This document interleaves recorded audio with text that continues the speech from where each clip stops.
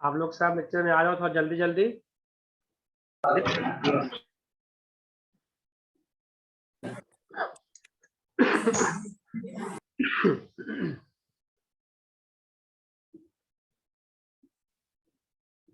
तो देखो हम लोग जो है एससीडी का क्वेश्चंस कल तुम लोग को दिए थे होमवर्क में। अब हम लोग आज जो है ना, हम लोग जो जितना भी मॉड्यूल था रिलायबल का उसमें सूडो फोर्स का सब सवाल लगाए हैं। जो सेक्शन नंबर एच था, सेक्शन नंबर एच। आज जो अपना कंसेप्ट है फ्रिक्शन फोर्स, एक लास्ट कंसेप्ट डिस्कस करना था, वो हम लोग कर लेते हैं, ठीक है ना।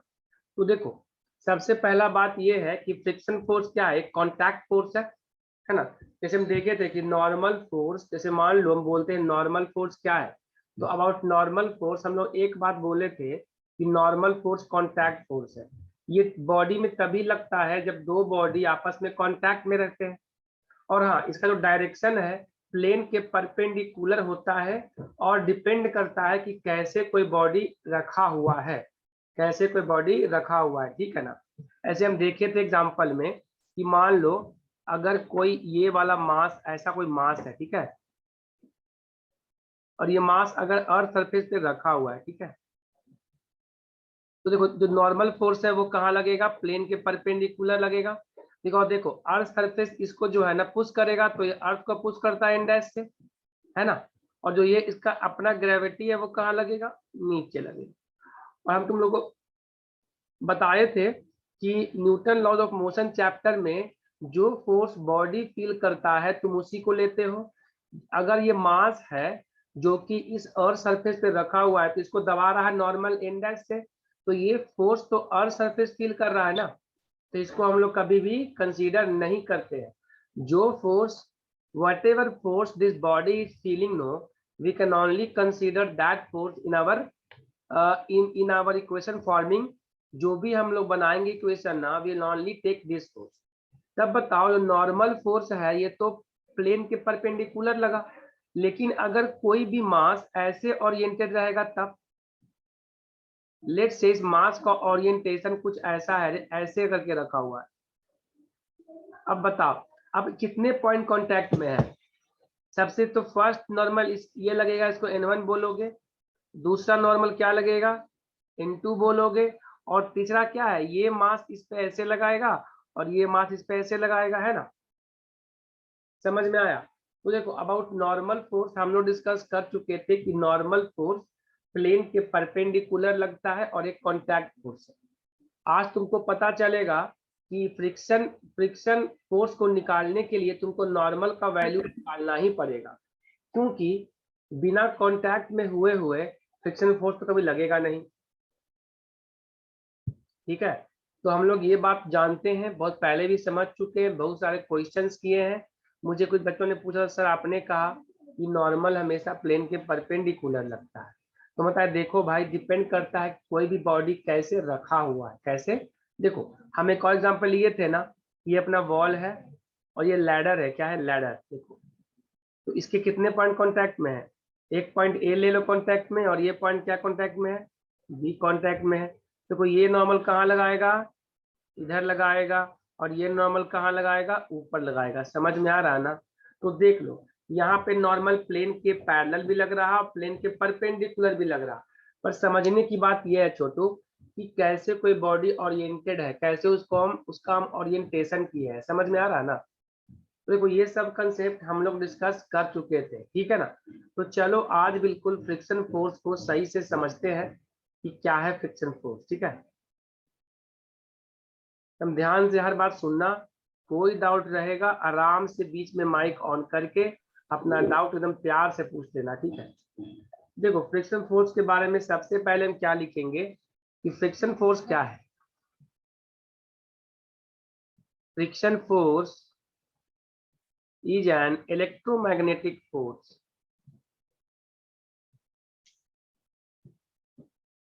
electromagnetic force which develops between two bodies, which develops when two bodies are in contact, when two bodies are in contact. ठीक है, अब देखो इलेक्ट्रोमैग्नेटिक बोलने का मतलब ये है कि जब भी कोई बॉडी आपस में घिसता है, आपस में घिसता है रे, जैसे मान लो अगर हम पहला बात यहाँ पे ये समझने वाली है कि हम लिखे कि ये डेवलप कब होता है, जब दो बॉडी आपस में कांटेक्ट में रहता है। ये बात समझो अच्छे से कि फ्रिक्शन फोर्स होने के लिए कांटेक्ट फोर्स होना चाहिए कि नहीं। इसीलिए हम एक बात यहाँ पे और बोल सकते हैं, friction force is also a contact force. क्या है, हर बात को समझते रहना कि हम क्या बोलने वाले हैं। Every sentence I am writing, I will give you the explanation of everything whatever I am writing right now. So see here, friction is an electromagnetic force. Why I just wrote this statement that this is electromagnetic force. देखो अगर तुम जो अपने हाथ को घसते हो, suppose करो अपने हाथ को रब करते हो, तुम जब हाथ को रब करते हो तुम देखते होगे तुम्हारा जो हाथ है ना वो गर्म हो जाता है। If you rub your hands, so अगर हम हाथ को रब कर रहे हैं तो हमारा हाथ जो पाम्स है ना वो हॉट फील होता है। बिकॉज क्या होता है ना, देखो हम लोग बोलते हैं इसको, तो लोग बोलते हैं चार्ज ट्रांसफर होता है। कुछ चार्ज जो है ना इस हाथ से इस हाथ में ट्रांसफर होता है, ठीक है ना। और देखो जब भी कोई भी ऑब्जेक्ट अगर सरफेस पे चलता है और वो सरफेस क्या है, रुखड़ा सरफेस है, मतलब क्या है वो चिकना नहीं है, तो क्या होता है ऑब्जेक्ट हमेशा फंस फंस के चलता है ना, हमेशा ऑब्जेक्ट फंस के चलता है। फंस के चलने के चलते वहां पे क्या होता है ना, कुछ कुछ एटम मॉलिक्यूल के बीच में और आयंस के बीच में क्या होते हैं वो मतलब रब हो जाते हैं। That's why I wrote this thing as a electromagnetic force. समझ में आया ना, which develops between two bodies in contact. ये तभी एक्टिव होगा जब दो बॉडी कॉन्टैक्ट में रहेंगे। तो फ्रिक्शन क्या है, is also a contact force. अब देखो समझने का कोशिश करना यहाँ पे, तो ये लाइन लिख रहे हैं थर्ड पॉइंट हम, कि मान लो देखो सरफेस ऐसा है, ठीक है ना, तुम दिखाना चाह रहे हैं कि सरफेस में तुम्हारा क्या फ्रिक्शन है और तुम कोई ब्लॉक से चल रहे हो, ठीक है ना। अब मान लो तुम आगे बढ़ रहे हो, तो एक बात तो फैक्ट है, you are moving with some velocity, then जितने भी देखो ये सरफेस का एटम अलग होगा, अरे अर्थ मान लो कोई सरफेस है उसका एटम अलग होगा, और जो ब्लॉक है ये तुम हो, तुम्हारा एटम मॉलिक्यूल अलग होगा, मानते हो ना। जब तुम चल रहे हो तो क्या दोनों एटम के बीच में नहीं हो रहा है क्या कुछ, both atoms are rubbing against each other और no, both are rubbing against each other, है ना। हम लोग बोल सकते हैं ना, यहाँ पे एक लाइन और बोल सकते हैं, due to interlocking, due to interlocking. देखो हमको ऐसा सरफेस दिखता नहीं है, पर तुमको हम बताना चाह रहे हैं, due to interlocking between the surfaces,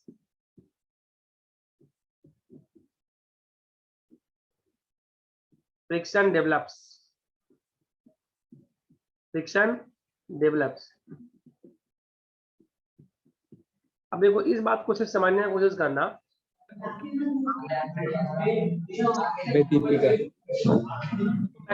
का यूज क्यों किया है।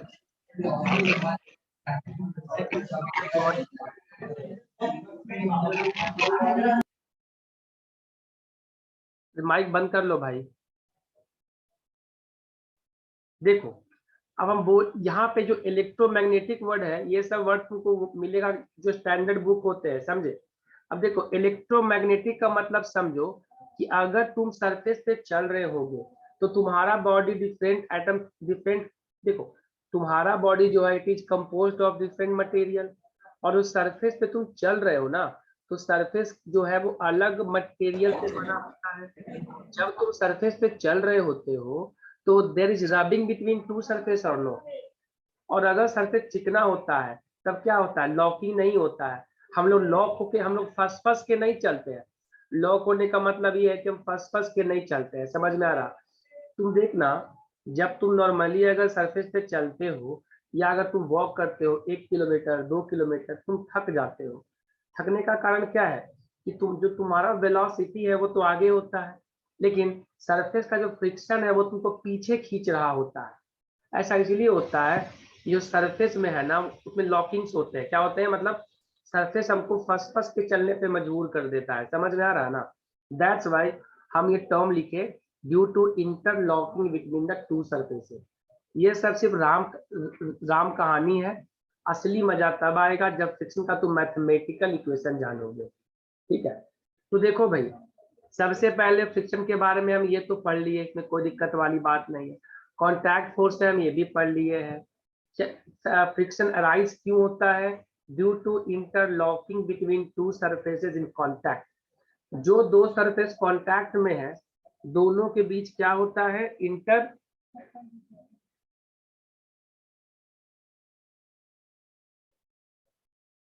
जो दो सरफेस होता है दोनों के बीच में इंटरलॉकिंग होता है, ठीक है ना। यहां तक सबको बिल्कुल क्लियर हुआ? जल्दी बताओ, कोई डाउट पूछना है किसी को यहाँ पे? बोलो भैया, एनी डाउट? चलो अब यहाँ पे हम लोग कुछ और भी लिखते हैं। ये तुम्हारा थर्ड पॉइंट था, है ना। जितने पॉइंट लिख रहे हैं सब तुमको समझा रहे हैं हम। अब तो चौथे पॉइंट पे यहाँ पे आ जाओ, ठीक है। जो फोर्थ पॉइंट है वो उसमें तुम्हारा लिखा गया है कि friction force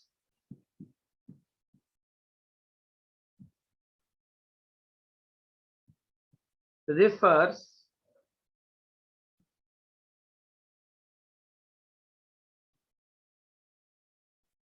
to the force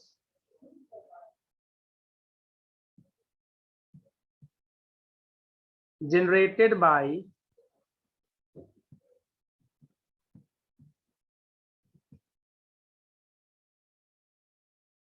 two surfaces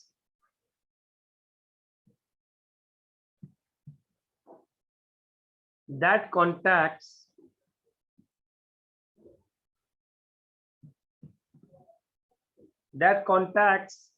and slide against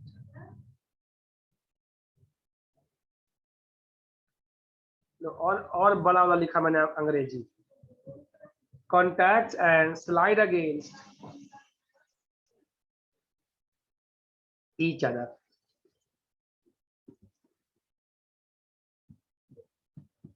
तो फिर से वही बात, फ्रिक्शन क्या होता है? Friction force refers to the force, ये तभी जनरेट होता है जब दो बॉडी कांटेक्ट में रहे। ये बिल्कुल और तुम्हारा, ये कोई और तुम्हारा है ना नॉलेज को क्या कर दिया, क्लैरिफाई करा। दैट्स वाई मैंने ये सेंटेंस लिखा है कि ऐसा फोर्स है जब तब लगता है जब दो बॉडी कांटेक्ट में होता है। देखो ये बात तो हम पहले भी कर लिए थे कि भाई जब दो बॉडी कांटेक्ट में आएंगे तभी फ्रिक्शन लगेंगे। पर एक बात और लिखा हुआ है यहाँ पे, and slide against each other. जैसे मान लो कि अगर अगर ये वाला ब्लॉक है, देखना अच्छे से, ये मास है और ये अपना क्या है? सरफेस है। इस बार सरफेस स्मूथ नहीं है, सरफेस क्या है? रफ है, सरफेस रफ। देखो सर ये ब्लॉक रखा हुआ है तो क्या है? फ्रिक्शन डेवलप होगा। लेकिन हाँ एक बात और जान लो, जब ये ब्लॉक इस पे चलना शुरू करेगा तो क्या लिखा है? Slide against each other. अब तुम मान लो अगर तुम यहाँ पे ऑब्जर्वर हो और तुम कहाँ बैठे हो? ग्राउंड फ्रेम पे बैठे हो। एकदम फील करना हर बात को, ग्राउंड फ्रेम पे बैठे हो। अगर ये ब्लॉक v वेलोसिटी से आगे जा रहा है, तुमको नहीं लगता है क्या कि ग्राउंड पीछे पीछे सरक रहा है? सच बताना। अगर तुमको जैसे मान लो हम ग्राउंड पे चलते हैं, तुम जब देखते हो ना, जब तुम मान लो तुम ट्रेन को चलते देखते हो या किसी भी आदमी को चलते देखते हो ग्राउंड पे, तो अगर हम मान लो रिलेटिव मोशन का बात करें, स्लाइड अगेंस्ट इस तरह का मतलब समझ जाओ, यहाँ पे वो रिलेटिव मोशन का बात कर रहा है। किसका बात कर रहा है? रिलेटिव मोशन का बात किया जा रहा है। ये बात समझ रहे हो? जैसे मान लो अगर मैं सरफेस पे चल रहा हूँ तो तुम ग्राउंड पे हो, तुमको क्या फील होगा कि ये तो सरफेस पे स्लाइड कर रहा है और सरफेस कहाँ जा रहा है? पीछे। क्या ऐसा होता है क्या? ये बताओ। तो both are sliding against each other और नो। तो यहाँ पे हम क्या बोलते हैं? Velocity of man with respect to ground नहीं बोलते हो? कि man is moving with respect to ground, क्या बोलते हैं? Because my observer is sitting on the ground. क्या ये बात समझ में आया? जब दो बॉडी आपस में स्लाइड करेंगे तभी क्या होगा? फ्रिक्शन डेवलप होगा। ठीक है, अब देखो ये तो हो गया फोर्थ वाला पॉइंट। तुमको इससे ये फील मिला कि जब दो बॉडी स्लाइड करेंगे तब भी फ्रिक्शन होगा। अब देखो ये पांचवा पॉइंट है, बहुत इंपॉर्टेंट है। ठीक है ना, यहाँ हम लिखेंगे the force of friction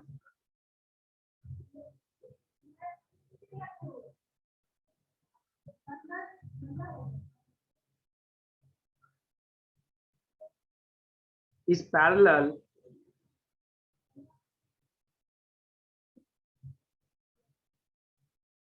parallel to the contact surface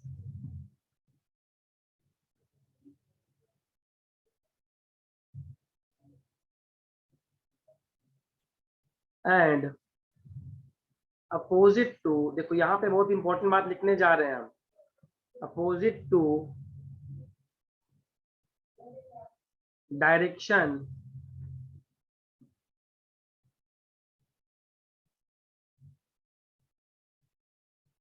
of relative motion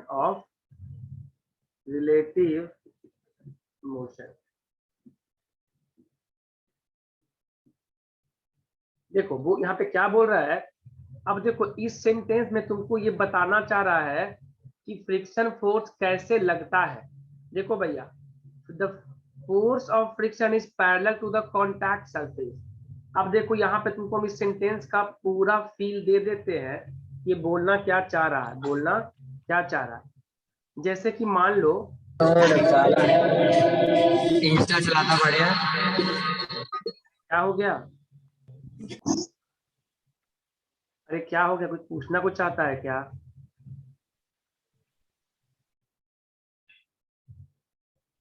देखो ये मास है ना, और मान लो कि ये अपना ब्लॉक है। क्या है? ब्लॉक। देखो अच्छे से, तुमको हर सेंटेंस में कुछ नया नया इसमें मिलते जाएगा जो कि इस फ्रिक्शन फोर्स को पूरा कर देगा। ठीक है, देखो अगर मान लो ये सरफेस है, क्या है? और ये बताओ तो पहला बात, यहाँ पे मास जो है, ब्लॉक जो रखा है, वही सरफेस के कांटेक्ट में है कि नहीं, ये बताओ जल्दी मुझे। तो कांटेक्ट में है, और लेट्स से ये मास जो है ना मूव कर रहा है विद सम वेलोसिटी v। तो सबसे पहले इस पे फोर्स लिखो। नॉर्मल कहाँ लगेगा? ऊपर लगेगा। mg कहाँ लगेगा? नीचे लगेगा। और हम जानते हैं भैया कि नॉर्मल mg जो है वो बैलेंस करेगा, बिकॉज इसका मोशन जो है वो तो हॉरिजॉन्टल एक्सिस पे हो रहा है। वर्टिकल में तो इसको नॉर्मल हमेशा mg को बैलेंस कर लेगा, कोई दिक्कत वाली बात नहीं है।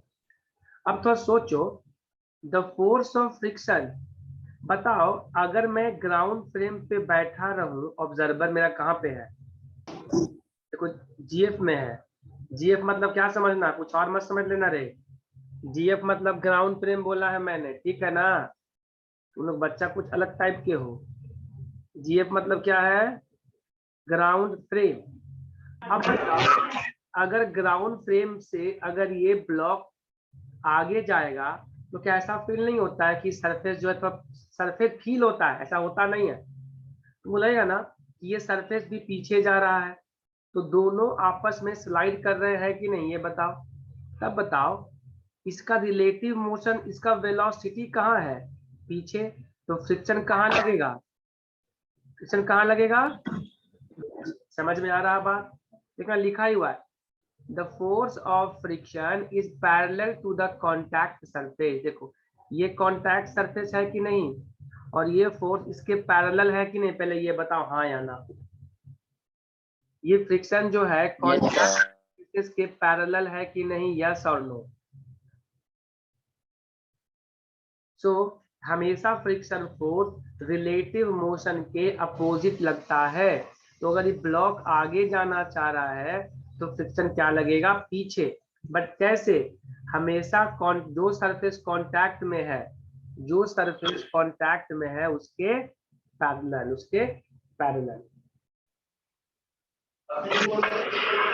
आ गया? बोलो भैया।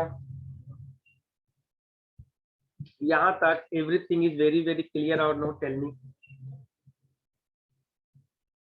जैसे कि अगर मैं एक और एग्जांपल ले लूं, तुमको अब मजा आएगा। देखो, ये मान लो तुम हो भाई, है ना, ये तुम हो, और तुम जो है वो अर्थ सरफेस पे चल रहे हो ऐसे करके, है ना, तुम्हारा मोशन इधर की ओर है। तब बताओ ये कॉन्टैक्ट सरफेस कौन है? अर्थ है कि नहीं? जो नॉर्मल, जो तुम पे नॉर्मल लगेगा वो कहाँ लगेगा? ऊपर लगेगा। mg तुम्हारे सेंटर से पास करेगा। और फ्रिक्शन कहाँ चाहिए? ये देखो, जो ये अर्थ सरफेस है इसके कांटेक्ट में लगेगा ना। ये जो कांटेक्ट है फ्रिक्शन, ये कहाँ लगेगा? पीछे लगेगा। समझ में आ रहा है बात?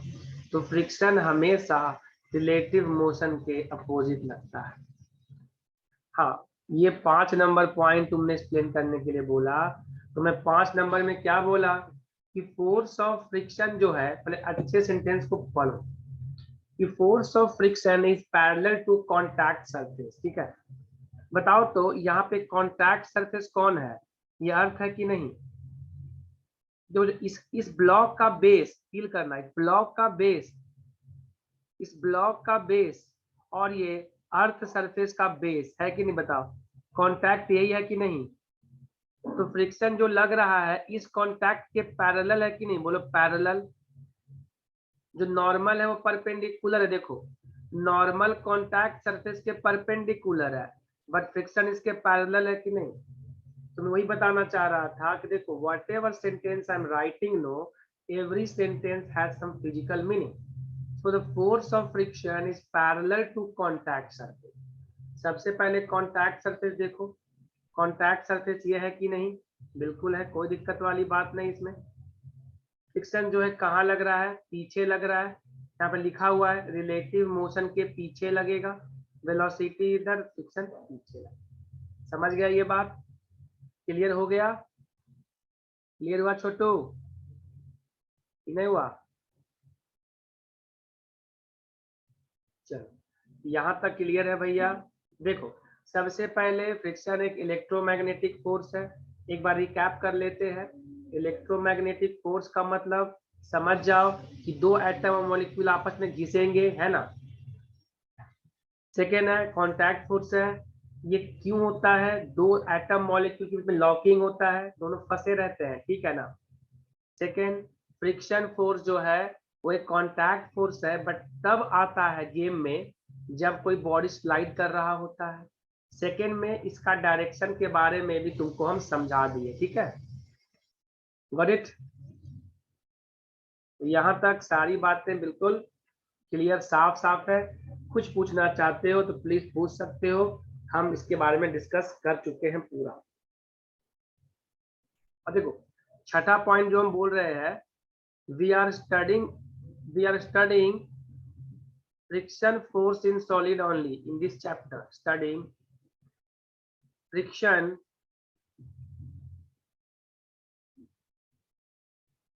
between solid। क्या कर रहे हैं हम लोग?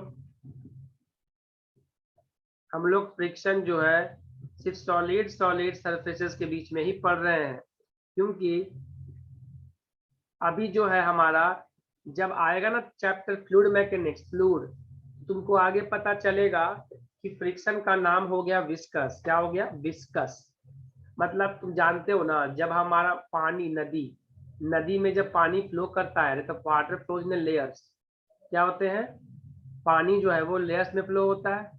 तो लेयर्स क्या करते हैं? आपस में स्किड करते हैं। तो मान लो जब नदी का पानी फ्लो हो रहा होता है तो जो दो लेयर्स होते हैं वो ऐसे नहीं जा रहे होते आगे पीछे।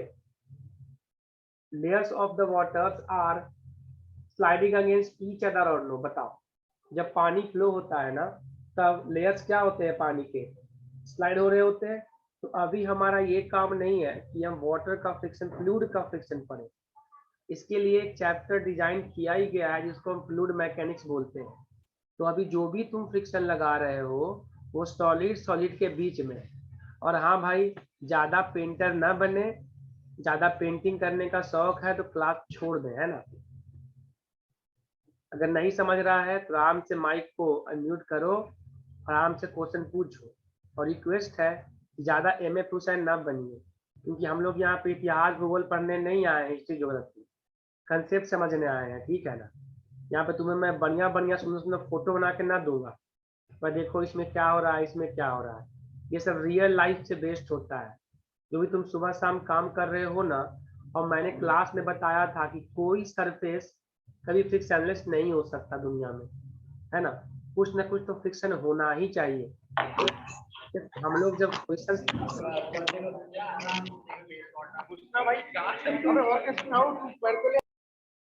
जो लोग क्वेश्चन सॉल्व करते हैं, ड्यूरिंग क्वेश्चन सॉल्विंग हम लोग ये देखते हैं कि भाई हम लोग फ्रिक्शन को करते हैं नेग्लेक्ट, ताकि एक फोर्स हमारा बॉडी पे कम जाए, ठीक है।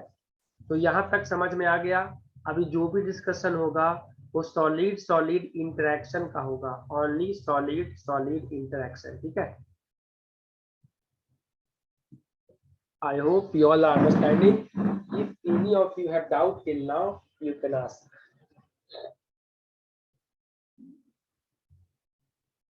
और नहीं है तो भाई आराम से हर चीज को समझिए।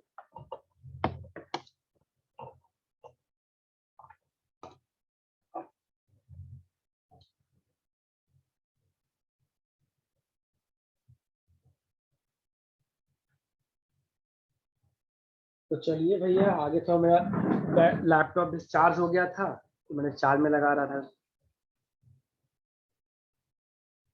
तो ये बना क्यों रहे हो ये मतलब फोटो? हाँ भाई, कौन बना रहा है ये फोटो? जो करना है करते रहो यार। चलो आगे बढ़ते हैं हम लोग। तो देखो थोड़ा सा ये तो हो गया। अब देखो टाइप्स ऑफ हम लोग पढ़ते हैं फ्रिक्शन। टाइप्स ऑफ फ्रिक्शन में देखो इसमें फ्रिक्शन ही है, बट इसको डिफाइन किया गया है कैटेगरी के अकॉर्डिंग, ठीक है। देखो जो पहला जो फ्रिक्शन है, और हाँ एक बात मैं तुम्हें और बता दूं थोड़ा सा, कि देखो फ्रिक्शन जो हम लोग पढ़ रहे हैं ना, ये बहुत इंपॉर्टेंट पॉइंट है। फ्रिक्शन इन सॉलिड बोल रहा हूं मैं। Friction in solid depends depends on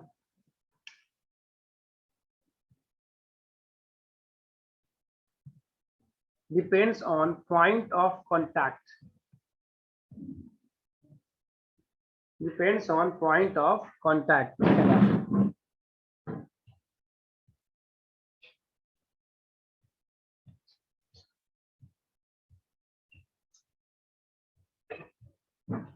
depends on point of contact, or we can say depends on area under contact।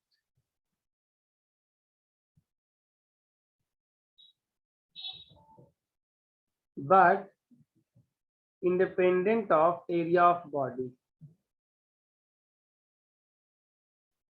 independent of area of body। तो ये बात मैं क्यों कह रहा हूं, तुमको ये बात समझ में आ जाएगा। एग्जाम्पल देख के अपन देख लेते हैं। देखो जो भी फ्रिक्शन सॉलिड में लगता है ना, वो पॉइंट ऑफ कांटेक्ट पे डिपेंड करता है, ठीक है ना। वो हमेशा बॉडी का जो एरिया है उस पर डिपेंड नहीं करता कि बॉडी कितना बड़ा है, कितना कितना उसका एरिया कांटेक्ट में है, बस उस पर डिपेंड करेगा। एग्जाम्पल तुम देख सकते हो, मान लो ये एक बहुत बड़ा मास है, ठीक है ना, बहुत बड़ा मास है और ये सरफेस है, ठीक है। तो ये सरफेस के कांटेक्ट में है, let's say this in contact with surface. अब तुम बताओ this body possess some area और नो? इस बॉडी का अपना एरिया होगा। पर हम क्या बोल रहे हैं कि कितने पॉइंट कांटेक्ट पे हैं, कितने पॉइंट कांटेक्ट में है, उस पे डिपेंड करेगा, ना ही कि पूरे बॉडी के एरिया पे, पूरे बॉडी के एरिया पे। जैसे मान लो इतना सरफेस ही कांटेक्ट में है, this amount of surface is in contact, तो फ्रिक्शन तो इन्हीं के बीच में लगेगा ना, कि पूरे एरिया पे लगेगा। ये समझ में आ रहा है? ये बात को समझो अच्छे से कि फ्रिक्शन इन सॉलिड जितना ही पॉइंट लिखा रहा हूं ना, ऑल आर गोल्डन पॉइंट्स। क्योंकि कभी कभी इंटरव्यू में सवाल पूछ देता है कि friction depend upon area, but can friction depends upon area of body? तो वहां पे तुमको बोलना पड़ेगा सर आप किस फ्रिक्शन का बात कर रहे हो, सॉलिड सॉलिड का बात कर रहे हो कि सॉलिड लिक्विड का बात कर रहे हो? अगर सॉलिड सॉलिड का बात हम कर रहे हैं ना, तो फ्रिक्शन डिपेंड एरिया पे नहीं करता है, बट कितना एरिया कांटेक्ट में है उस पे करता है।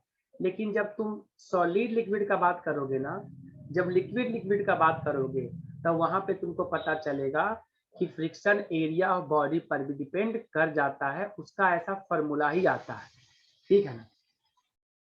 तो प्लीज जब भी कोई पूछे does friction depends on area, तो क्या बोलोगे कि sir what type of friction you are asking, you are asking friction between solid solid और फ्रिक्शन बिटवीन सॉलिड लिक्विड। तो अगर सॉलिड सॉलिड का बात कर रहे हो सर, तो एरिया पे डिपेंड नहीं करेगा, बट हाँ कितना एरिया अंडर कांटेक्ट है और कितने पॉइंट कांटेक्ट पे है उस पर डिपेंड करेगा। I hope everything is very very clear in this point, ठीक है ना। अब एक और पॉइंट देख लो इसमें, 8वां पॉइंट, कितना तुम किताब में भी नहीं मिलेगा रे, ठीक है ना। ये सब अच्छे बुक पढ़ के इतना पॉइंट अपन लिख सकते हैं, ठीक है ना। अब देखो ये कौन सा पॉइंट है, 8वां पॉइंट हो गया इसमें। फ्रिक्शन डिपेंड्स अपॉन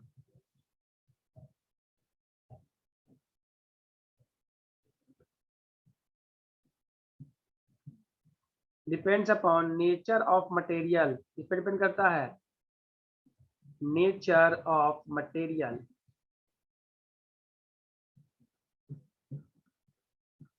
और नेचर ऑफ सरफेस बोल सकते हैं। जैसे मान लो कोई सरफेस बहुत चिकना है, तो फ्रिक्शन जो है ना कम लगेगा। तो डिपेंड करता है कि तुम्हारा जो मटेरियल जो कांटेक्ट में है ना, वो मटेरियल कैसा है, नेचर ऑफ मटेरियल और nature of surfaces in contact, ठीक है ना।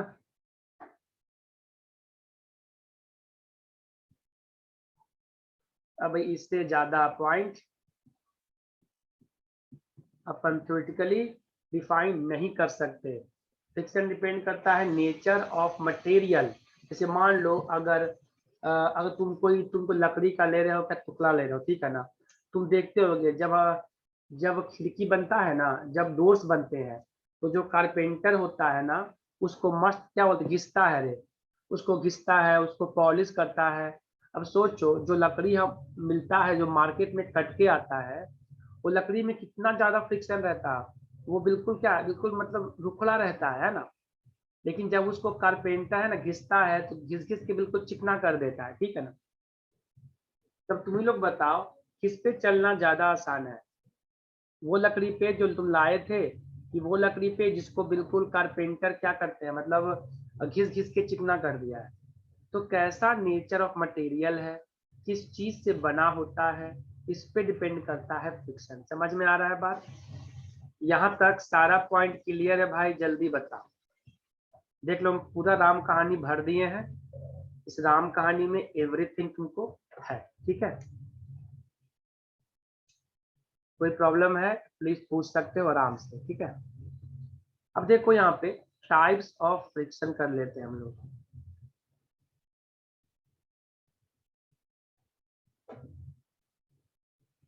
टाइप्स ऑफ फ्रिक्शन, जो पहला फ्रिक्शन होगा उसको हम लोग बोलते हैं, we call it kinetic friction. क्या बोलते हैं? Kinetic friction.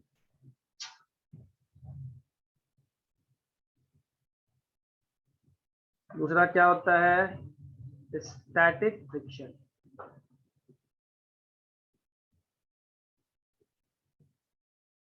और देखो भाई, लिमिटिंग फ्रिक्शन जो है टाइप नहीं है, बट स्टैटिक से ही निकल के आया है, इसको हम लिमिटिंग फ्रिक्शन बोलते हैं। क्या बोलते हैं? लिमिटिंग, बट हम तुमको एक टाइप में इसको लिख दे रहे हैं, लिमिटिंग फ्रिक्शन, ठीक है।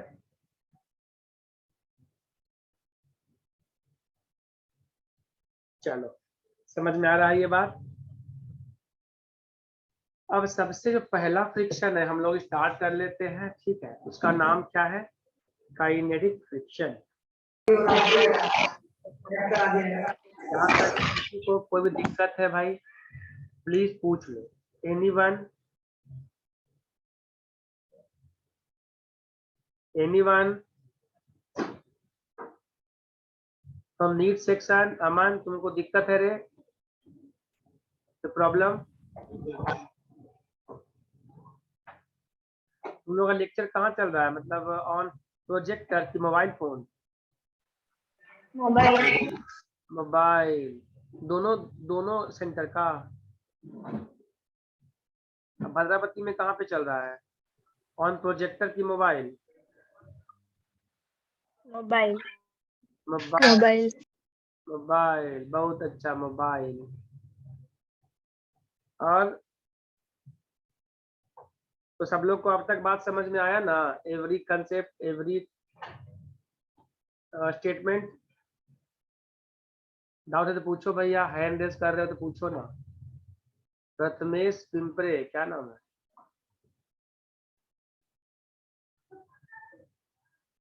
अब ये अक्कू कौन है यार भैया?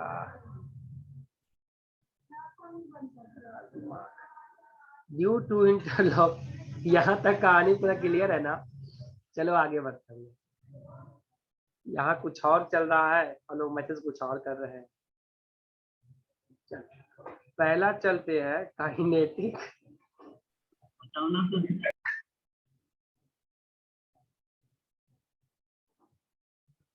काइनेटिक फ्रिक्शन, ठीक है।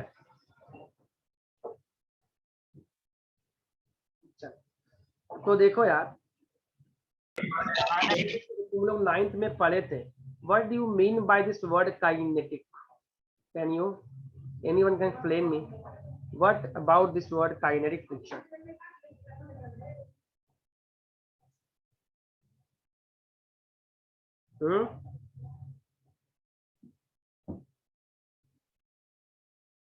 देखो हम लोग क्या बोल सकते हैं कि दिस फ्रिक्शन डेवलप्स, समझना अच्छे से, this friction develops when two bodies are sliding. Two bodies are, देखो काइनेटिक का मतलब क्या होता है, मोशन में। नाम देखो तुम सुने होगे,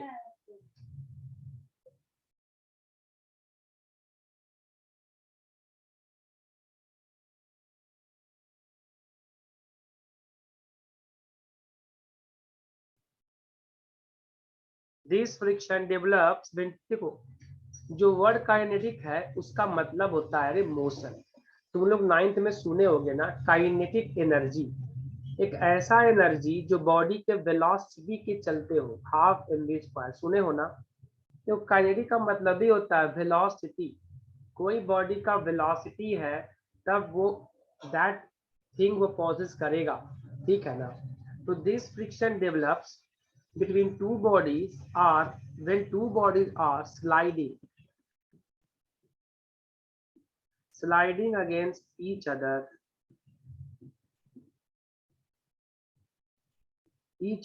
or there is relative motion, or there is relative motion। अगर दो बॉडी आपस में चल रहे हो,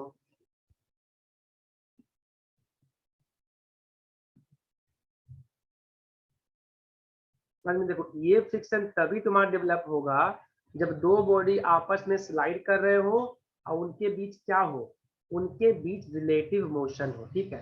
अब बढ़िया से बात समझना कि इसका हम मतलब क्या बोलना चाहते हैं। जैसे कि मान लो, देखो अगेन हम तुमको बताते, सपोज करो ये वाला क्या है, ये ब्लॉक है। देखो बार बार एग्जाम्पल क्यों दे रहा है, तो सबसे मस्त एग्जाम्पल है, ये मास है,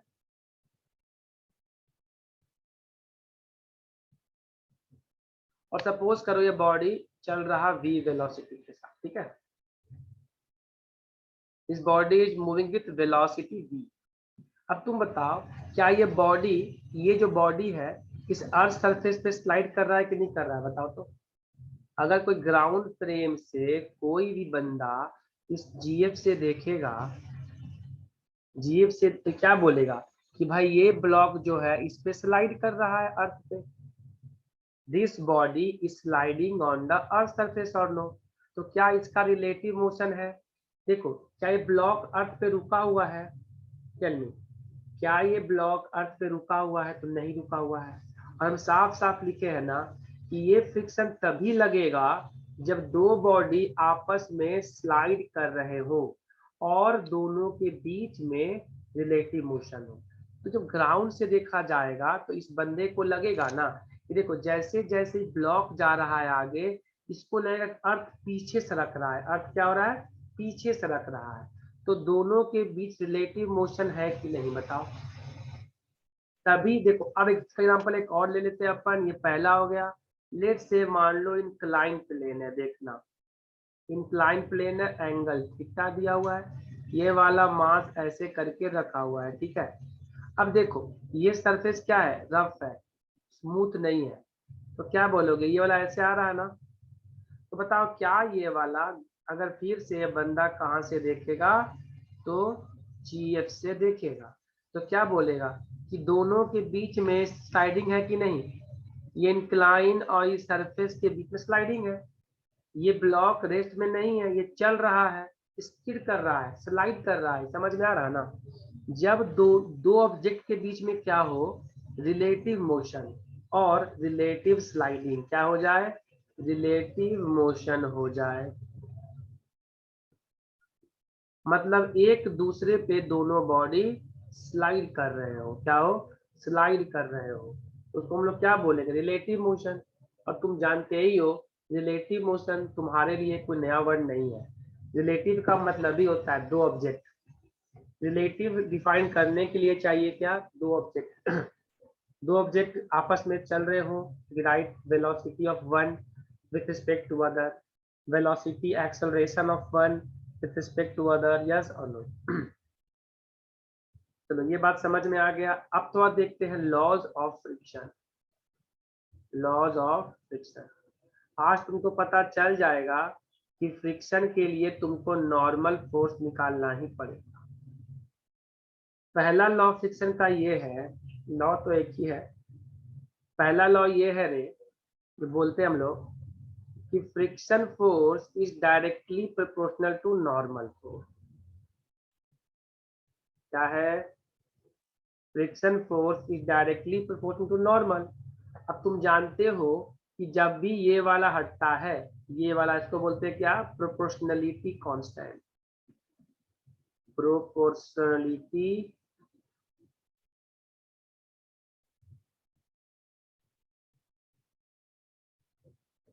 जब भी ये हटता है तो एक कांस्टेंट आता है। तो फ्रिक्शन इक्वल टू क्या आ गया? Mu into N. यहाँ पे म्यू एक कांस्टेंट है। म्यू को अपन क्या बोलते हैं? Mu is coefficient of friction. Mu क्या है? Coefficient of friction. समझ में आ रहा है ना? तो देखो भैया, फ्रिक्शन का हमको एक बिल्कुल नया नवेला फॉर्मूला मिला। वो क्या है कि फ्रिक्शन बराबर क्या होगा? फ्रिक्शन बराबर हो जाएगा म्यू इंटू एन। अब बताओ फ्रिक्शन निकालने के लिए तुमको क्या एन निकालना पड़ेगा? तुमको नॉर्मल निकालना जरूरी है कि नहीं? यस और नो, टेल मी। और हाँ, जो म्यू का वैल्यू है, mu depends upon nature of material. क्या है? और नेचर ऑफ सरफेस। सरफेस अगर ज्यादा रुखड़ा है तो म्यू ज्यादा होगा, और सरफेस अगर चिकना है तो म्यू कम होगा। और एक बात और बता दे, म्यू का जो वैल्यू है छोटू, वो 0 और 1 से के बीच में लाई करेगा।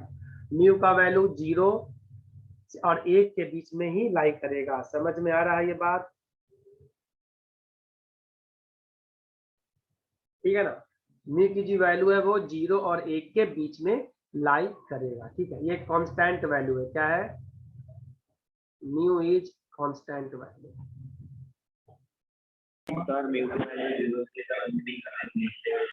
बोले नो, इट कैन बी 0 और 1। नो, इसके बीच का मतलब समझ में आ रहा है ना? कि देखो जीरो, देखो क्या है, 0 नहीं हो सकता है और 1 नहीं हो सकता है। समझ में आ रहा है ना? इसके बीच में क्या समझे? 0.1, 0.2, there are lots of integers और नो, टेल मी। समझ में आ रहा है बात? अरे बोलो भैया, समझा कि नहीं समझा?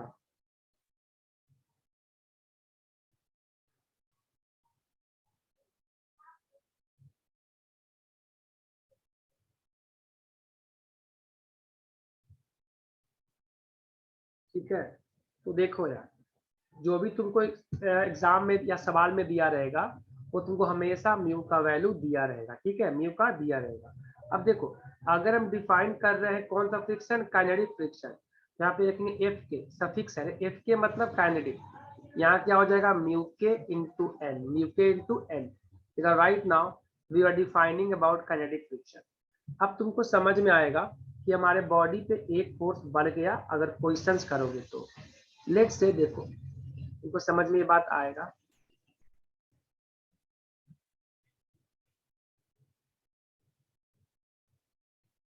देखो, अगर हम बात किसका कर रहे हैं, if I am talking about kinetic friction, तो देखो एक सवाल है, सपोज ये वाला ब्लॉक है, क्या है ब्लॉक, ध्यान देना अच्छे से, ये क्वेश्चन नंबर 1 है, थीटा एंगल, ठीक है। और ये ब्लॉक अगर मान लो इस पे स्किड कर रहा है, ये ब्लॉक है, ब्लॉक का मास कितना है, और तो हम भी आज एम एफ क्वेश्चन बनिए जाते हैं ना, ये क्या बोलते हैं, लेट्स से ब्लॉक का मास एम, वाओ चीनी पेंटिंग। लेट्स से ब्लॉक तुम्हारा वी आ रहा है, ठीक है, कितना आ रहा है, ये तुम्हारा स्टार्टिंग में रेस्ट में था, क्या था स्टार्टिंग में रेस्ट में था, अब ये चलना शुरू करेगा। ये सरफेस क्या है,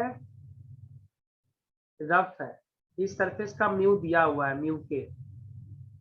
अब मुझे बताओ कि म्यू के क्या है, म्यू के is coefficient of kinetic friction, या इसको म्यू सीधे कौन है यार, म्यू का क्या कह लो, इसको म्यू कह लेते हैं, ठीक है, अटेंशन नहीं लेते। मान लो सरफेस का जो म्यू दिया हुआ है, म्यू क्या हुआ दिया हुआ है, तो समझ जाना, अगर म्यू दिया हो रहे तो समझ जाओ कि ये सरफेस सरफेस अभी स्मूथ नहीं रहा, तो बोल रहा है find acceleration of block, find acceleration of block, can you find out please. तो सबसे पहले मुझे बताओ ये ब्लॉक का मोशन किधर है, ये ब्लॉक तो इधर जा रहा है, देखो इस डायरेक्शन में ये ब्लॉक क्या है, बैलेंस है कि नहीं ये बताओ, इस डायरेक्शन में बैलेंस स्टेट में है, हाँ या ना, बोलो भैया। तो सबसे पहले क्या करो, राइट एफपीडी, तो इसका नॉर्मल कहाँ लगेगा, ऊपर। एमजी के लिए क्या करोगे, एमजी पास करेगा बिल्कुल सेंटर से, इसका कंपोनेंट देख लो, तो ये mg cos थीटा हो जाएगा, और ये क्या हो जाएगा बच्चों, अब बताओ क्या इस ब्लॉक में कैसा फ्रिक्शन लगेगा, इस ब्लॉक में फ्रिक्शन लगेगा काइनेटिक, बोलो क्यों, काइनेटिक फ्रिक्शन ऐसा फ्रिक्शन है वो तब लगता है बॉडी पे जब बॉडी का रिलेटिव मोशन हो रहा है, क्या ये बॉडी पे स्लाइड कर रहा है ना, और देखो किसके कांटेक्ट में है, तो इस सरफेस के कांटेक्ट में है, तो फ्रिक्शन कहाँ लगेगा, कहाँ, पीछे क्या गए, फ्रिक्शन पीछे लगेगा, हम बताए थे फ्रिक्शन हमेशा रिलेटिव मोशन के, अगर ब्लॉक का वेलोसिटी इधर है तो फ्रिक्शन कहाँ लगता है, हमेशा रिलेटिव मोशन के अपोजिट, कहाँ लगेगा, रिलेटिव मोशन के अपोजिट। अब बताओ ये ब्लॉक तो नीचे गिर रहा है, तो नीचे गिरने के लिए बड़ा कौन है, ये बड़ा है कि ये बड़ा है, बोलो, अरे बड़ा कौन होगा, mg sin थीटा की फ्रिक्शन, तुम लोगों को समझ में आ रहा है कि नहीं समझ में आ रहा है, बड़ा कौन होगा, ये कि ये, तो हम क्या लिखेंगे, हम जानते हैं ना, एफ नेट बराबर एम इंटू ए नहीं होता है क्या, तो नेट फोर्स कितना है इस डायरेक्शन में, नेट फोर्स है mg sin थीटा बड़ा है माइनस फ्रिक्शन है is equal to m into a है ना, अब जानते हैं कि mg sin theta friction is mu into n is equal to ma होता है ना। अब यहाँ पे नॉर्मल का देखो तो वैल्यू, नॉर्मल बराबर कितना दिया हुआ है बताओ। नॉर्मल जो है वो mg cos थीटा के इक्वल है कि नहीं, हाँ या ना। Normal is equal to mg cos theta, this is our second equation और नो, टेल मी छोटू। अरे भाई तो नेट ना लेंगे रे, नेट फोर्स तुम्हारा इसी तो डायरेक्शन में है। एक फोर्स mg sin थीटा है और एक फोर्स फ्रिक्शन है। पूरे हम लोग पुली वाले सवाल में तो यही करे हैं, जिधर ब्लॉक चल रहा है वो बड़ा होगा, ब्लॉक नीचे आ रहा है तो ये नेट फोर्स नहीं होगा। F बराबर ma पढ़े हो ना, तो बड़ा कौन है mg sin थीटा और छोटा कौन है फ्रिक्शन। अगर फ्रिक्शन बड़ा होता तो कभी ब्लॉक चल पाता। ये फ्रिक्शन जो है इसको तो क्या करता, पकड़ के रखता कि तुमको चलने देंगे ही नहीं, तुम नीचे आओगे कैसे। नहीं समझ में आया। फ्रिक्शन का काम क्या होता है, रोकना होता है, समझे ना। तो बड़ा कौन है, कितने लोग को ये समझ में आ गया। mg sin theta minus friction is equal to ma लिखा मैं, ये सेकेंड लॉ ऑफ मोशन बोलता है भाई, ये मैं नहीं लिखा हूं। नाउ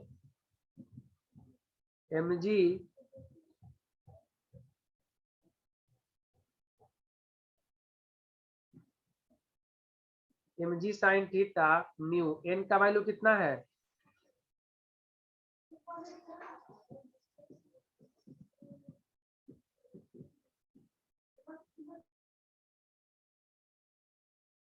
अब देखो अच्छे से यहाँ पे।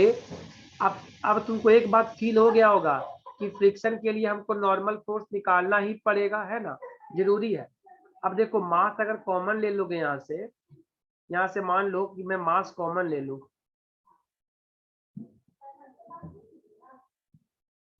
g sin थीटा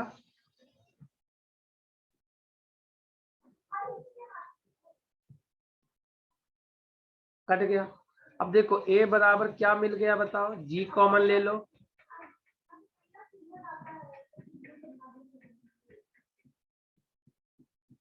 तो ये अपना आ गया एक्सेलरेशन, समझ में आ रहा। g sin theta minus mu cos theta. अब तुमको एक बेसिक डिफरेंस समझ में आएगा, अगर फ्रिक्शन ना होता तब देखो,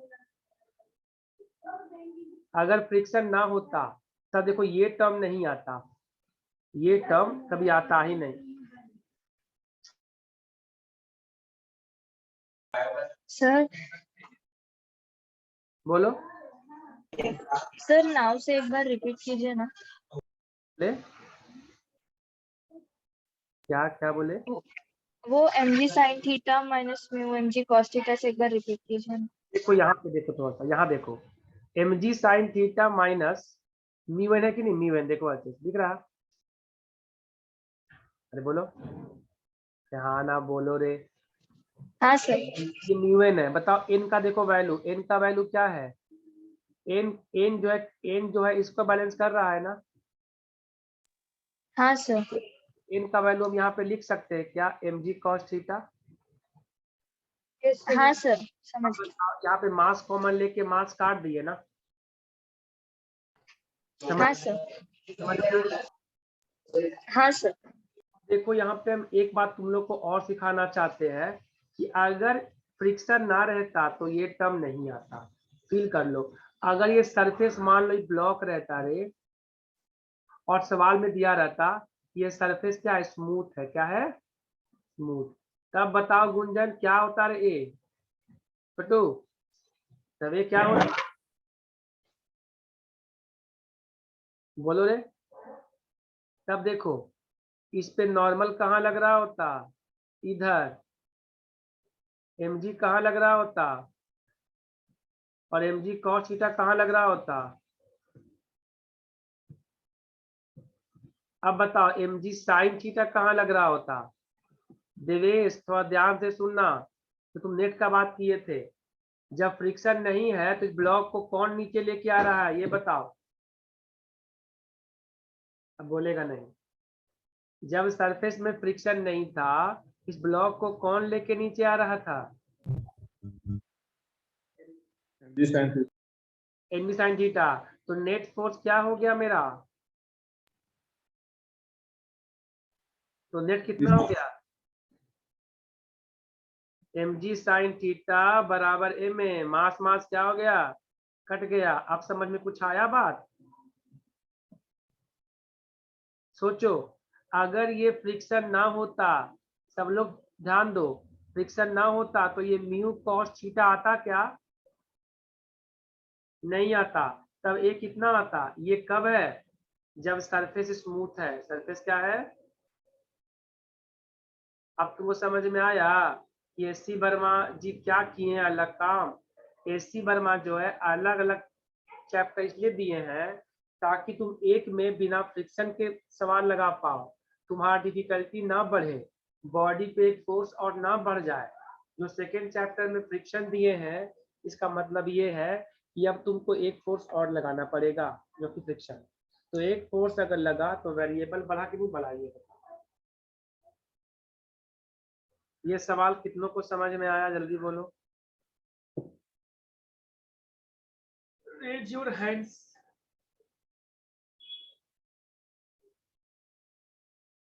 अरे बोलो भैया। नॉर्मल पे क्यों? क्या बोले? नॉर्मल पे क्यों? यहाँ पे देखो, देखो यहाँ पे जब हम लोग लिखे थे ना, तो फ्रिक्शन लग रहा था रे, तब ना हमको हमको निकालना पड़ा नॉर्मल। इस केस में तो तुम्हारा एक ही फोर्स है, ये है, तो हम नॉर्मल क्यों निकाले? देखो वर्टिकल डायरेक्शन में तो बॉडी बैलेंस स्टेट में है, देखो ना अच्छे से। जो वर्टिकल डायरेक्शन में है, तो वर्टिकल में तो तुम्हारा बॉडी बैलेंस स्टेट में है, देखो दिख रहा है ना? क्या तुम्हारा बॉडी चल रहा है ऐसे ऐसे चल रहा है क्या? तुम्हारा बॉडी कहाँ चल रहा है? इधर चल रहा है। तो इधर के लिए तो एक ही फोर्स है ना मेरे पास, mg साइन थीटा। बट तुम अगर पहले वाले केस में देखोगे तो यहाँ पर नेट फोर्स फ्रिक्शन भी लग रहा है और mg साइन थीटा भी लग रहा है। तो हम जानते हैं फ्रिक्शन का फॉर्मूला, अभी अभी देखे हैं कि फ्रिक्शन का फॉर्मूला म्यू इंटू एन होता है। तुमको एन निकालना पड़ेगा ना। जब फ्रिक्शन बराबर म्यू इंटू एन रखोगे तो एन का वैल्यू क्या रखोगे यहाँ पे? तो एन का वैल्यू mg cos थीटा है कि नहीं, ये बताओ। इसीलिए तुम लोग को हम बताएं ये बात कि भाई फ्रिक्शन के लिए तुमको अब नॉर्मल निकालना ही पड़ेगा। समझ में आ रहा बात? आली की नहीं आली रे?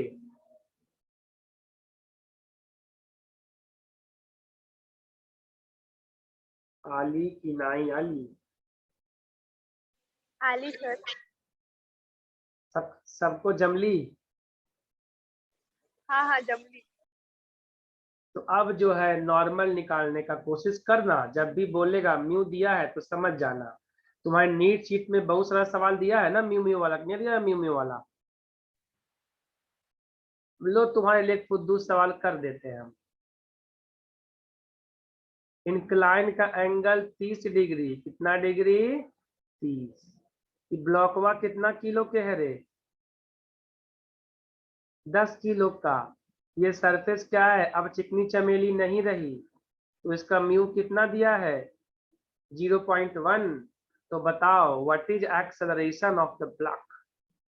कैन यू फाइंड छोटो? अब बोलवे नहीं करेगा। अरे बोलो रे।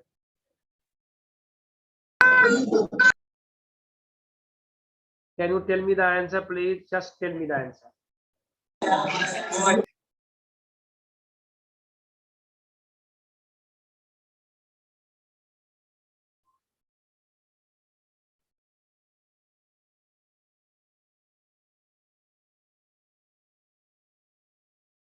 Oh my God, की कसम हो जाने ना। आपको आंसर जल्दी नहीं बोलेगा, तुम निकाल। तो मेरे प्यारे प्यारे लड़कों, मेरे प्यारे प्यारे बच्चों, मेरे प्यारे प्यारे मॉन्स्टरों, इसका आंसर जल्दी बोल दो यार, तुम्हारे सामने मैंने एक प्यारा सा रिजल्ट निकाला है। कुछ नहीं करना है बच्चों, पहले बड़े प्यार से विधि लिखना है। नॉर्मल कहाँ लग रहा है? अरे म्यू सरफेस का दिए हैं रे, म्यू क्या है? कॉफिशिएंट ऑफ फ्रिक्शन है छोटू। तो नॉर्मल देखो ये कहाँ से आया है, ये लॉ ऑफ फ्रिक्शन से आया, देखो दिखा है लॉ ऑफ फ्रिक्शन। म्यू क्या है? कांस्टेंट है। म्यू क्या है? कांस्टेंट। ठीक ठीक ठीक ठीक। तो नॉर्मल होगा, mg कहाँ लगेगा रे बोलो? इसका आंसर कितना रहा रे गुंजान? मीट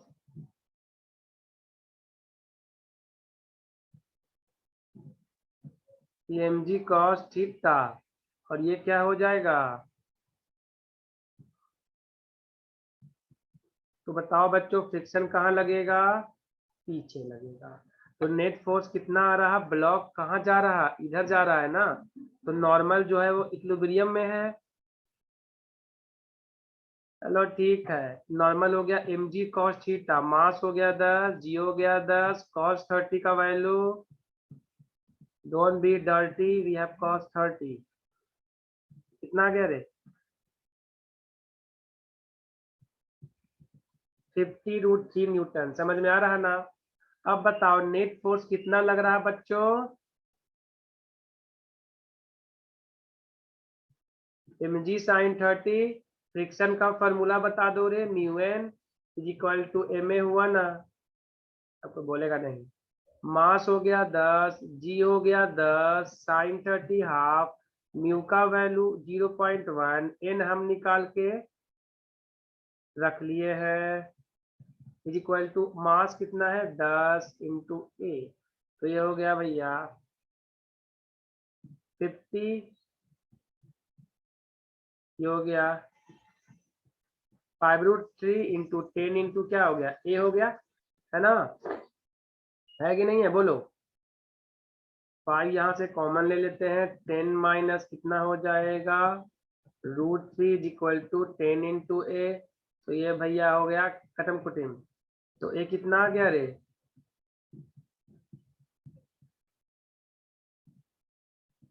ठीक है, क्या सबको ये बात समझ में आया? Yes sir. ये हो गया 7 7 7।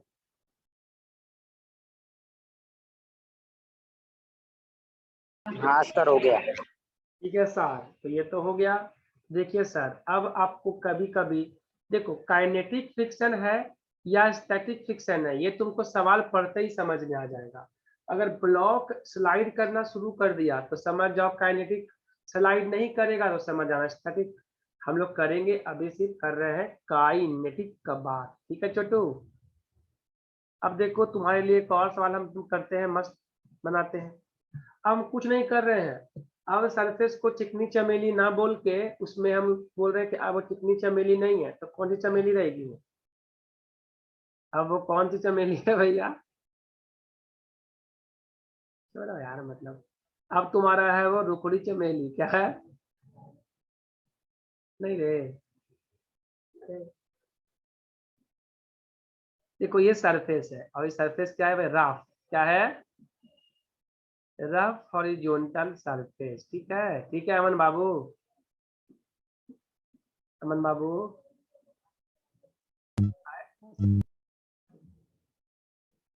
और ये ब्लॉक है, ठीक है अमन बाबू? ये 20 किलो का ब्लॉक, ठीक छोटू? अब तुम बताओ रे, अगर इस सरफेस का मैंने म्यू दे दिया है 0.2, दे दें बोलो? क्या बोलते हो, दे दें 0.2? अब बताओ कि रस्सी में टेंशन फोर्स कितना लगेगा? कैलकुलेट, कैलकुलेट टेंशन, एक्सेलरेशन, बोलो बोलो भैया। अब थोड़ा ध्यान दो, सबसे पहले बताओ ये हम इसको सिस्टम बना लें क्या? तो ये ए से ऐसे, तो ये ए से ऐसे, यस और नो? अग्री करते हो रे? बोलो बोलो। तो बोलते ही नहीं हो, मजा नहीं आता यार। बस इसका आंसर कौन ला के दिखाएगा हमको? जल्दी बताओ, बिंदास वाला। Who will tell me the answer? Who will tell me the equations only? इसमें कौन मुझे इक्वेशन बता सकता है सिर्फ? बस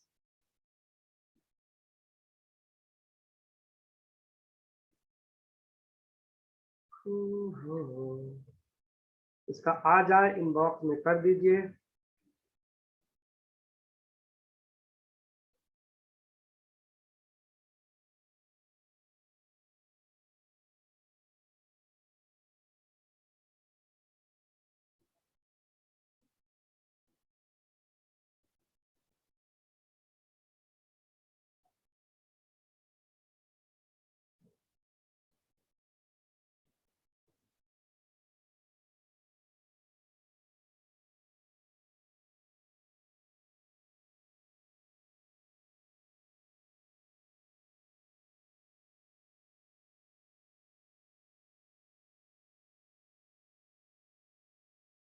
क्या किसी का इक्वेशन आया?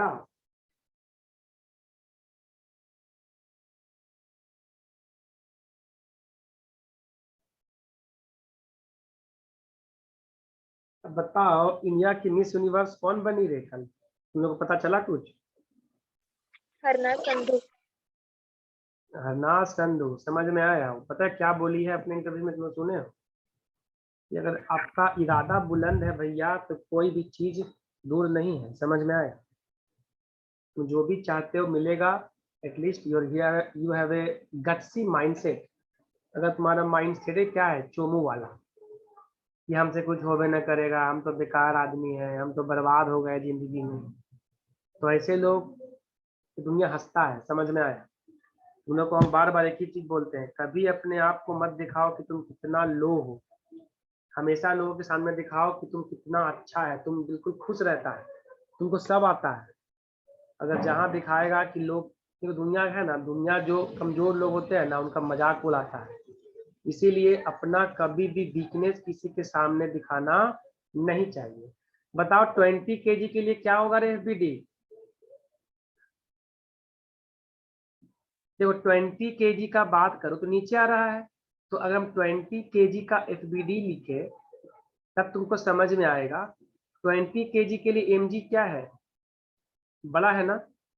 10 हो गया। टेंशन कहाँ लगेगा? ऊपर लगेगा। और ये जा कहाँ रहा है? नीचे। तब क्या बोलोगे? mg minus T equal to कितना हो जाएगा? 20 इंटू ए हो जाएगा। ये रहा अपना पहला इक्वेशन। अब तो इसके लिए देखो, बताओ तो 10 किलो को टेंशन कहाँ खींच रहा है? आगे। टेंशन कहाँ खींच रहा है इसको? आगे। तो बताओ ये कैसा फ्रिक्शन है? क्या ये ब्लॉक इस पे स्लाइड कर रहा है क्या सरफेस पे? अरे बोलो, स्किड कर रहा है क्या, हाँ या ना? तो फ्रिक्शन कहाँ लगेगा बच्चों? पीछे लगेगा। तब बताओ इसका नॉर्मल कहाँ लगेगा? ऊपर लगेगा। 10 kg का mg कहाँ लगेगा? नीचे। तुमको एक बात साफ पता चल रहा होगा कि वर्टिकल डायरेक्शन में ये ब्लॉक नहीं चल रहा है। वर्टिकल में अभी भी क्या है? इक्विलिब्रियम मेंटेन किया हुआ है। जो भी मोशन हो रहा है वो इधर ही हो रहा है ना? बोलो भाई। तब क्या लिखोगे? F B D of 10 kg block. देखो नॉर्मल इज बैलेंसिंग mg और नो? Tell me. ये रहा अपना दूसरा इक्वेशन। बट बताओ नेट फोर्स बड़ा कौन होगा, टेंशन की फ्रिक्शन? बोलो। अरे बड़ा कौन होना चाहिए? बहुत अच्छा बात। टेंशन माइनस फ्रिक्शन पीछे लग रहा है is equal to m into a हो जाएगा। तो देखो टेंशन फ्रिक्शन का फॉर्मूला म्यू एन होता है इंटू एम ए हो गया, है ना? अब यहाँ देखो हम थोड़ा यहाँ लिख रहे हैं यहाँ पे, तो टेंशन म्यू एन का वैल्यू कितना है? देखो तो mg है ना, is equal to M A है ना, बोलो। अब देखो भैया टेंशन न्यू कितना दिया है 0.2, मास कितना दिया है 10, जी कितना दिया है 10, मास कितना है 10 इंटू ए। अब बताओ कितना आएगा, ये 10 से 10 कट जाएगा ना, तो टेंशन कितना बच जाएगा, tension minus 20 is equal to 10 है। ये रहा मेरा दूसरा इक्वेशन। क्या तुम इसको सॉल्व कर सकते हो, बोलो तो जल्दी। तो ये क्या तीसरा equation, solving first and third, अरे बोलो यार, कर ले, टेंशन और ए मिल जाएगा, जल्दी बोलो। अरे यार बोलो यार, मतलब समझ में आ रहा तुम लोगों को, नहीं समझ में आ रहा है सवाल। इस बार मैं जो भी तुम लोगों को सरफेस दे रहा हूँ सब सरफेस क्या है, रुखड़ा सरफेस। तो ये सवाल में कोई दिक्कत है पूछ लो। ये कितना आया देखो तो रे,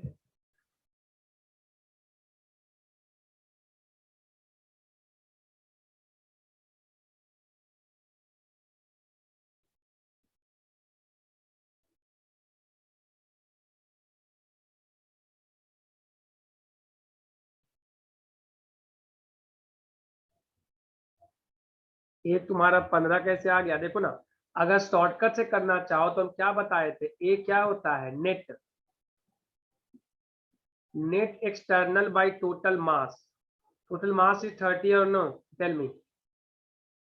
देखो इस पे नेट फोर्स कितना है, बड़ा कौन होगा, mg बड़ा होगा। इस पे नेट दो ही फोर्स है, mg और फ्रिक्शन। तो mg बड़ा होना चाहिए 20 into 10 minus friction is what 20 है, बाय कितना हो जाएगा 30। तो ए कितना है देखो तो रे 200, ये हो गया 180 बाय कितना, तो तुम्हारा कितना होगा 3 6 आएगा ना।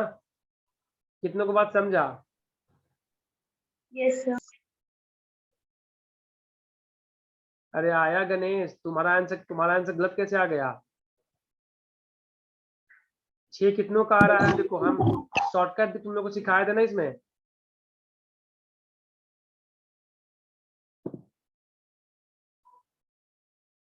तो चलो भैया हम आज जो है लेक्चर को एंड करते हैं, हम लोग कल शुरू करेंगे स्टैटिक फ्रिक्शन। आई होप तुम लोग को जम गया होगा। ये देखो काइनेटिक का मतलब ये होता है, ये ऐसे चलना, स्किड करना। देखो ये मेरा हाथ जो है ना, जब ये हाथ आगे जाता है ना, तो ये वाला हाथ लगता है कि पीछे जा रहा है, तुमको फील हो जाएगा। देखो जैसे मान लो ये मेरा आईपैड है, क्या है आईपैड। अगर मान लो हम आईपैड पे फील करें, ये मोबाइल फोन है, अगर ये मोबाइल फोन इस पे क्या हो रहा, ऐसे करके चल रहा, तो फील होता है कि आईपैड पीछे को सरक रहा है, समझे ना। तो दोनों ऑब्जेक्ट आपस में स्लाइड कर रहे होते हैं, तब काइनेटिक फ्रिक्शन लगाया जाता है।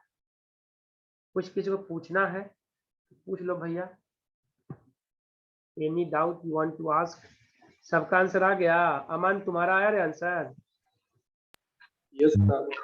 कितना आया रे, दोनों को सॉल्व करो ना, कितना आता है।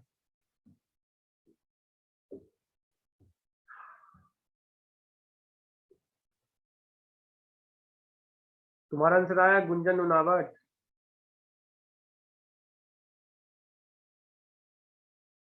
BEd person.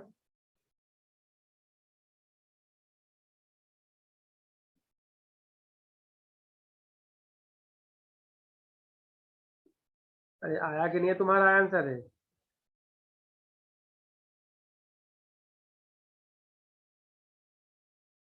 तुम्हारा बोलो भाई, तुम्हारा क्या है मीत, साहिल तुम्हारा आया आंसर।